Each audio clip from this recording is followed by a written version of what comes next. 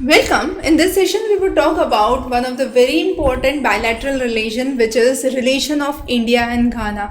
Now, this relationship has been deeply rooted, and we would understand the recent MOUs which were finalized along some of the critical sectors. The first one is the cultural exchange programs between the two countries. The second one is the exchange of traditional medicines, and that is mainly in the field of Ayurveda and traditional practices. The next is the standard cooperation between BIS, that is Bureau of Indian Standards from India, and GSA from Ghana. This would be the idea of bringing in a common standardization, and finally a joint commission which would review and deepen the cooperation.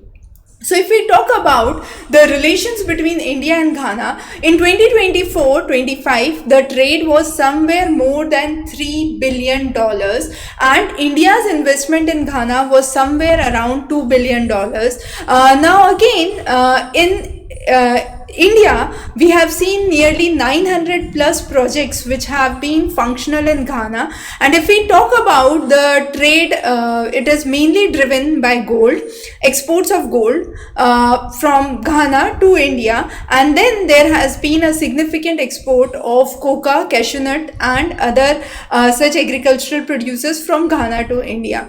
If we focus on the exports to Ghana, it is mainly in the form of pharmaceuticals, agricultural equipment, so bringing in raw agriculture in the form of cashew nuts, cocoa from Ghana, but exporting the agricultural equipments to Ghana. And then finally textile is one of the major exports from India. If we focus on to the concessional loans and grants that are given, it is somewhere around 450 million, and it is mainly in the form of rural electrification, agro-processing industries, and infrastructure support. And then there has been major projects like Volta River Bridge and Tema Padakam project, the railway project that has been seen in the regions of Ghana.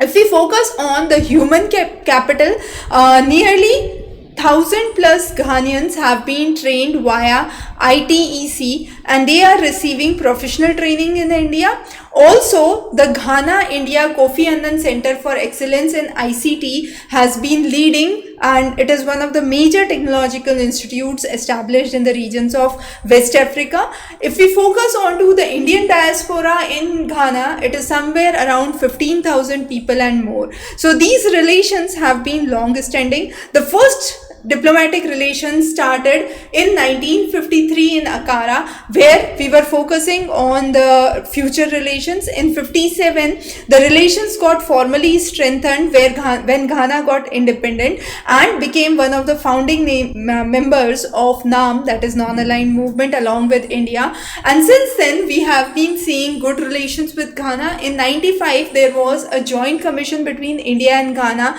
which was to create formal institutional mechanism for dialogue. And finally, we started the cross-border bilateral trade, which increased with more than 3 billion USD dollars, and this has further increased in the recent years. So one of the very important trading partners for India, and this was a brief summary about the relations of India and Ghana, highly important for your upcoming examination. Stay tuned for more updates. Thanks for joining.